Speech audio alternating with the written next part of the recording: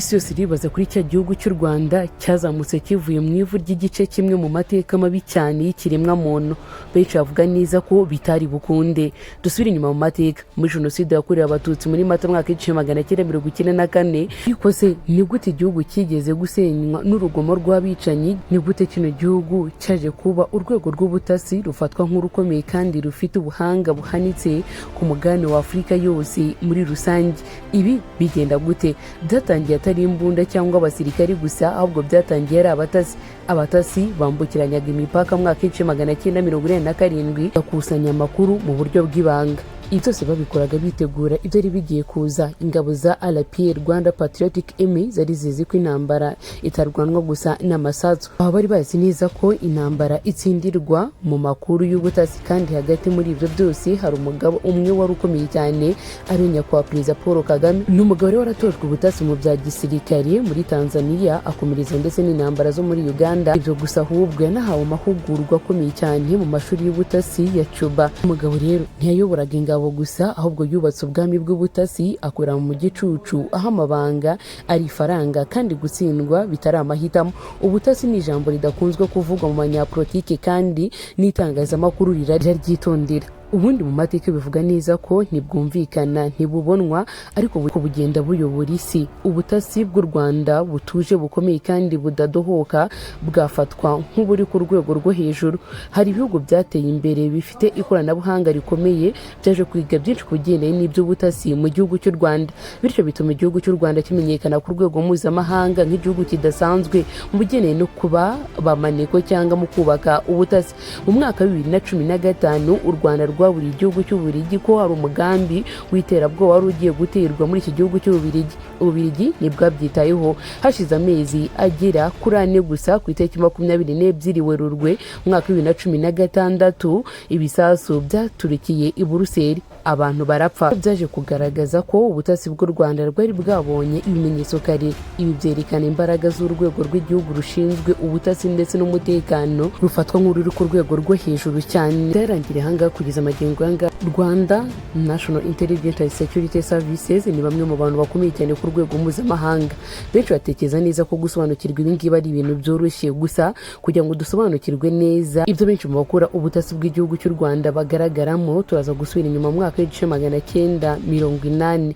Benshi bakomeza gutekereza neza ko uru rwego rw'igihugu rushinzwe ubutasi ari urwego rw'igihugu ruba ruri aho ngaho gusa. Ni urwego rw'igihugu rutuma igihugu kimenyekana ku rwego mpuzamahanga, bakarinda umutekano w'igihugu, bakamenya bifuza kugira igihugu nabi, kugira ngo babashe kumenya nuko barinda umutekano w'igihugu mu buryo bw'ibanga kandi mu buryo budasanzwe. RPA yarwanaga intambara yo kubohora igihugu mu gihe mu mwaka w'1987 aribwo byinshi byatangiye guhindura isura. Abatasi binjiye mu Rwanda bakusanya amakuru y'ingenzi atandukanye. Ubutasi bwari inzira y'intsinzi. Hagati muri byose, Perezida Poul Kagame yarazi neza agaciro k'ubutasi. Umwaka w'1978, afite imyaka 21, yagiye muri Tanzania kwiga ubutasi bwa gisirikare. Ibi byakomeje gutuma nyakubahwa Perezida Poul Kagame ahinduka umwe mu basirikare bamwe hirya no hino ku isi muri rusange. Byarangiye ahangaha Perezida Poul Kagame yagiye no muri Cuba mu mwaka w'1987 gukomeza ubumenyi bwe. Ibi byabaye umusingi w'urwego rw'ubutasi bw'igihugu cy'u Rwanda. Ibi byakomeje kuba hirya no hino ku isi hatandukanye, maze Perezida Poul Kagame ahinduka umwe mu bagabo bamenyekanye hirya no hino ku isi nk'abazi kuyobora ubutasi bw'igihugu cy'u Rwanda mu rwego rudasanzwe. Ibi rero kugeza amagingo anga nibyo byubakirwaho mu kugira ngo tumenye byinshi kugendanye n'ubutasi bw'igihugu cy'u Rwanda. Iyo hataza kwanya kwa Perezida Poul Kagame, magingo anga nta Rwanda rushyashya twari bubone, bitewe nuko ngo amasomo yakuye muri Tanzania, Cuba n'ahandi hatandukanye yakomeje gutuma igihugu cy'u Rwanda kimenyekana ku rwego mpuzamahanga. Umwaka w'1994 ubutasi bwari bumaze kuba imbaraga zitsinda intambara mbere yo kuzitangira. Ibi bivugwa neza ko kugira ngo igihugu gitsinde intambara hagomba kubanza kubaho gutsinda k'ubutasi. Igihugu nticyatsinda intambara hatabayeho gutsinda k'ubutasi. Nyuma ya jenoside yakorewe abatutsi muri Mata mu mwaka w'1994, u Rwanda rwari rukenye ingabo z'umutekano zihamye zituma rutazongera gutungurwa cyangwa ngo zisubire inyuma. Muri izo ngabo rero z'umutekano hagombaga kubamo n'intasi cyangwa Bamaneko bakomeye hirya no hino ku isi.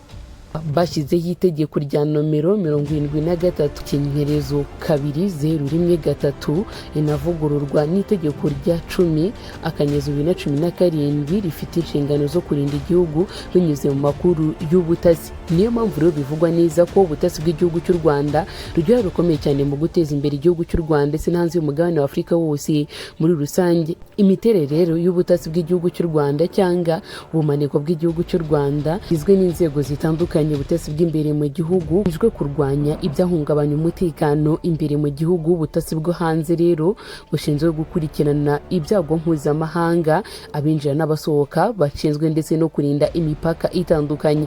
Abashinzwe ubutasi mu gihugu cy'u Rwanda ifite ubwisanzure mu byiciro bitandukanye by'ingezi harimo n'ingingo y'imari itandukanye ya leta. Ifite kandi ububasha bwo gukorana n'izindi nzego z'umutekano mu gihugu ndetse yewe na hanze yacyo. Abakozi bayo bafite uburenganzira bwo gutwara ndetse no gukoresha intwaro mu kazi, bakagira ububasha bwa polisi y'ubutabera mu gihe bibaye ngombwa. Iri tsinda rishinzwe ubutasi rishobora gukumira no gukurikirana itumanaho mu rwego rwo kurinda umutekano hakurikijwe amategeko. Iri tsinda kandi rifite ububasha bwo gushyira amabanga ku nyandiko, kuyakuraho bitemezwa n'itegeko rya perezida. Inzego z'ingenzi z'ubutasi mu gihugu z'u Rwanda harimo umunyabanga mukuru, umuyobozi bukuru bw'imari ndetse yewe n'ubutegetsi, ubuyobozi bukuru bw'abatasi bw'imbere, ubuyobozi bukuru bw'ubutasi bwo hanze, ubuyobozi bukuru bw'abinjira ndetse yewe n'abasohoka. Ibi byose bikomeza gutuma igihugu cy'u Rwanda kimenyekana ku rwego mpuzamahanga nk'igihugu gikomeye kandi igihugu kidasanzwe ku mugabane wa Afurika. Abayobozi bakuru rero bagomba kurahira mbere yo gutangira imirimo yabo. N'abantu baba baratojwe gukora ibikorwa bitandukanye, n'abantu kandi baba baratojwe gupfira igihugu mu gihe byanaba ngombwa. Ibi bikomeza gutuma igihugu cy'u Rwanda kimenyekana ku rwego mpuzamahanga ndetse no hanze y'umugabane wa Afurika wose muri rusange. Bivuze neza ko kugira ngo igihugu cy'u Rwanda kimenyekane ku rwego mpuzamahanga hagomba kubaho bano bantu baba bashinzwe ubutasi hirya no hino ku mugabane wa Afurika, bityo bikaba byanatuma kino gihugu kitazigira kisanga n'umunsi n'umwe mu kaga byaba umutekano w'imbere mu gihugu hanze ndetse yewe biganatuma igihugu kimenyekana ku rwego mpuzamahanga.